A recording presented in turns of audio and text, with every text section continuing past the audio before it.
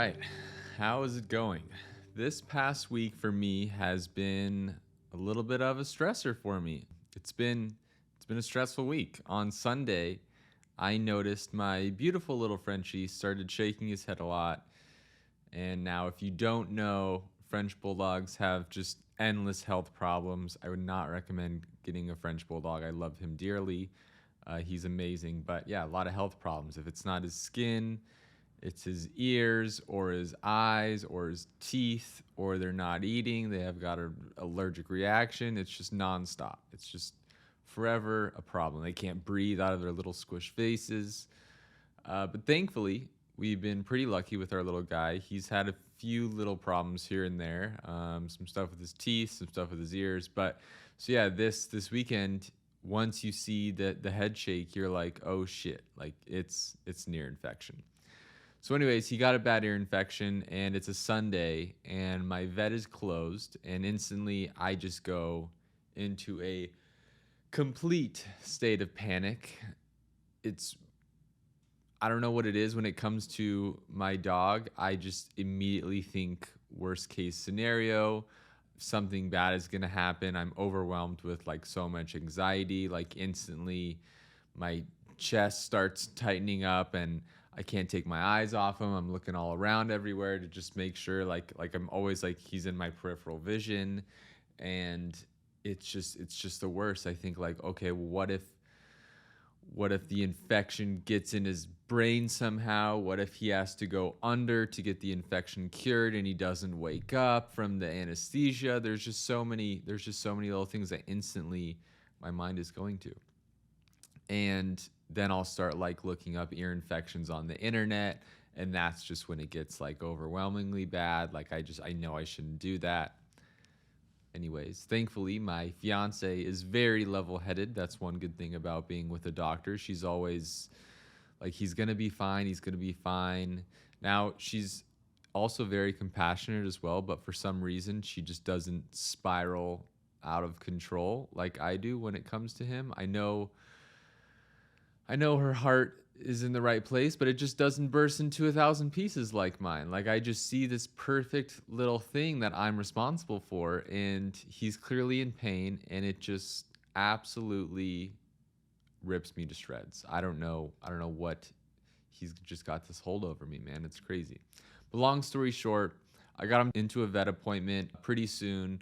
We're now struggling daily with cleaning out his ears. It's like wrestling a very strong pig. It takes two of us. I gotta hold him like this, and he's struggling. His head's knocking me back in the face, and we gotta pour all the solution in his ear, and it's just rough. But anyways, this whole ordeal led me to think about just like, wow, I am not ready to be a parent, which brings me to today's topic. So first, when do you know if it's the right time to have kids? Both me and my fiance are 28 years old. And when we talk about kids, we're always like, yeah, maybe in a few years, right? Once she's in a residency program. Right now, it's not the right time. But is there ever a time when, I mean, you're like, okay, well, now it's time to have a kid? I mean, I'm financially stable. We have a house. We're getting married this year. Ideally, the next step would be to have kids. But we just have no desire right now for that part of our life. Now, I do have a niece, and my sister had her when I believe she was my age, 28. And for me, it's just like there's no way in hell I'd be able to do that. I feel like I'm just not ready. I love my niece dearly. She's the sweetest little thing. I think she's 3 years old now, almost four. But I just feel too immature to just be responsible for another human. If I'm freaking out over the fact that my dog has an ear infection, and there's no way I could deal with the traumas of something happening to my actual child. So this got me thinking about my age group, right?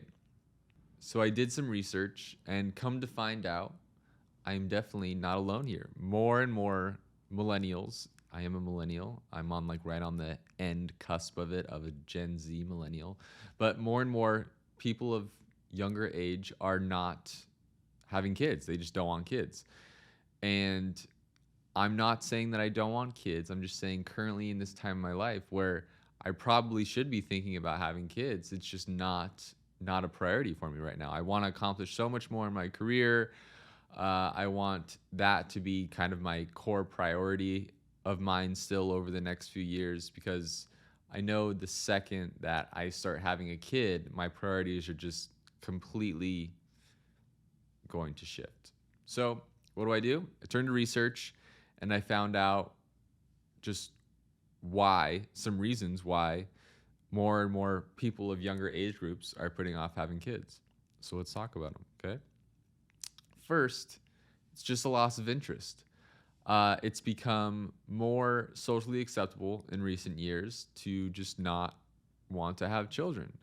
And actually, I've heard two comedians now, Seth Rogen and Chelsea Handler, both be very open about not wanting to have kids and kind of the negative or shocked reactions they get in return. I remember listening to a I think it was a Diary of a CEO podcast with Seth Rogen. And he's just like, yeah, me and my wife don't want to have kids, and he always gets this reaction of, oh, but you'd be such a good father, and he's like, yeah, I'm sure I would, but I don't want that right now, and I don't think I ever will want it. And for example, for me, like two of my friends growing up they're both fathers now. They're both my age. They're both 28, I believe. And now I don't talk to either one of them anymore, but I do follow them still on social media. So I'll see their posts on Facebook or Instagram. But I know if I were to ever run into them, they'd act like they're just more righteous, I guess. I think they'd be like, oh, like, just like, oh, you don't have kids? Well, having kids is the most amazing thing in the world, and you don't know happiness until you're a father. And they just go into these long stories and inflate their egos, I'm sure. And I don't know, it's just like you're saying I really wouldn't know happiness. Like there's got to be something a little bit better than that right now. Like you're still really young, and like think about like a Friday night with no responsibilities, a good burger, and a nice high. That sounds pretty good, right? Like I can't think of something better right now in my life than I would want than that. Some people are just losing interest, and I think it's perfectly acceptable to feel that way. I think it's a shame how there still is a very strong stigma around people not wanting to have kids, especially for women, but I can't speak for that.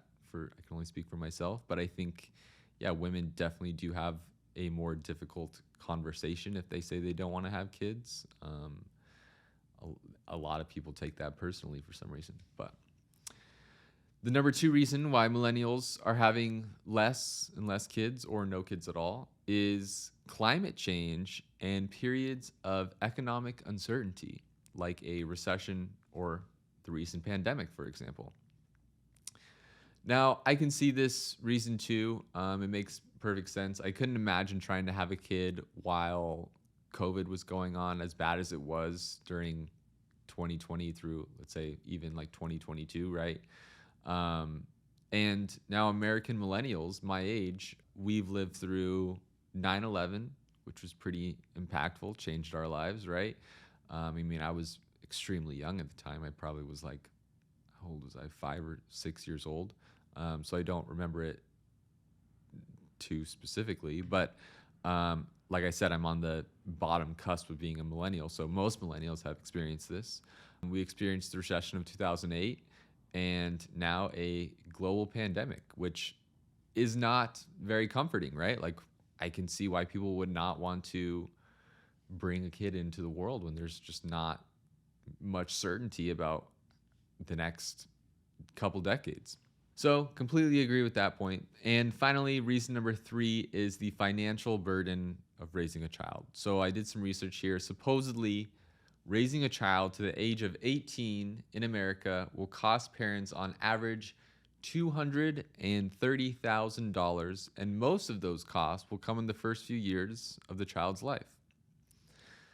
Now, the national child care costs average between $9,000 and $9,600 annually, and that is unaffordable for approximately 63% of full time working parents in the United States.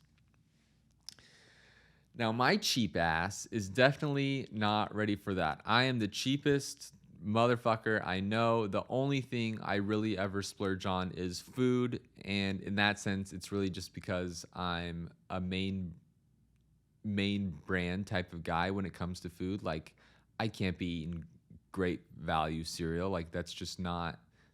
I'm above that. I think that's just not for me. I need some type of like fucking leprechaun, honeybee, tiger, toucan. I need them staring at me on the side of the box. That's how I want to start my day or end my day, is seeing their cheery little faces, either, which is kind of odd. They're either trying to like protect the cereal, like they don't want you to have it, or they're like sharing it with you and they want you to have it. But either way, I need to see them, right? Like that's the only thing I really splurge on. But I can't even fathom the shock that will go into the first time when I experience the expenses of having a kid.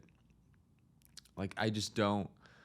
I am so cheap that I can't imagine. Like I do spend a lot of money on my dog, right? Like I food prep for my dog. I give him joint supplements that are fairly expensive. What else do we do for him? We give him like allergy shots and stuff. So he's like, we have insurance for him. He's quite the expense, and I justify that because he brings me so much happiness, and I know I would do the same if I had a kid. But like $230,000 is a shit ton of money, man, and especially if a lot of it's coming in the first half of the kid's life, like that just blows. And I'm not ready for that. I want to buy some more Nikes still. I want to do what I want to do. I want to spend money how I want to spend it, even though I don't really spend it. But hey, that's why you marry a doctor, right? She is hopefully in the next few years going to be making the big bucks. And there's actually a running joke for people to say to me, and they're always like, "Oh, so you're going to be a stay-at-home dad?" Which is, and they say it in like kind of a weird way, which is kind of a shitty joke, honestly. Like, I might as well, right? Like, I get to hang out with my kid. I get to cook these amazing dinners, which I love cooking, so it sounds great to me. Work on a podcast in my free time. Like, that sounds like a pretty good life. But that leads me to another aspect of what I wanted to talk about today. And I tend to think a lot about what type of parent you'll be.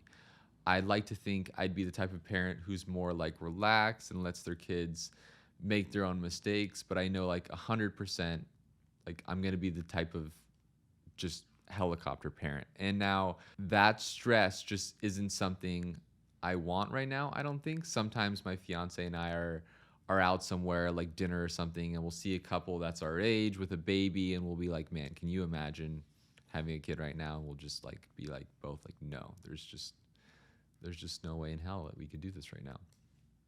And I'd just be too stressed all the time. I mean, I know it's because I just have this overwhelming sense of love as a parent, and it's a very good anxiety because it comes from a very loving place, right? But I think there's just there's just a few more years for me before I have to take on that stress. Like, I just want some form of sanity still over the next few years. Plus, my little Frenchie at home deserves all the love in the world, and I don't want to split that love with him right now. So, now I'd like to end this podcast by saying in 2 to 3 days, like, I know my fiance is going to see this and she's going to get upset and she's going to ask me in a very sad voice, "So why you don't want to have kids with me?"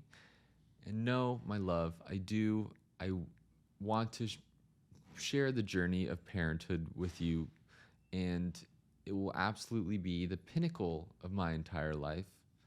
All I'm saying is I'm down to wait a few more years because I'm enjoying every day with you so much. I don't want to change it yet. I enjoy coming home, making dinner for us, sitting back and relaxing, having our own problems to deal with and not a child's problems. So yeah. And then, gentlemen, that's a great example of how you just get out of a problem there. I don't know if you recognized that great maneuvering I just did. Now all I have to do is go get a Sonic milkshake run in the next few nights, and all will be forgiven for this podcast topic. There will be no problems. But in all seriousness, I do look forward to being a father someday, hopefully. Maybe I'll have this crazy dream or something where I'll wake up and I'll just be like, wow, I'm ready to be a father now. And well, at least that's just how I picture it. Like that's when I'll know I'm ready. I know that's unrealistic, but maybe that'll be the case. Yeah, that's really it I have for today. I think my little guy is getting better, so that's very good news. He's just walking around like this and shaking his head all the time. But yeah, it's very nice to have a sense of normalcy where I'm not having crippling world ending anxiety thinking I'm going to have to chop off this dog's ear. So yeah, that's it. That's it. That's nice. It's good to be back. But anyways, that's it for today. If you have fur babies, go hang out with your fur babies. Go love them. To my future kids, please listen to your mother and be grateful for all that you have. She's worked very hard to make all this money. You're costing me $230,000, so be good. Um, and yeah, that's really it. Anyways, thanks a lot. I appreciate it. If you have comments to share of your own about this, let me know. Yeah.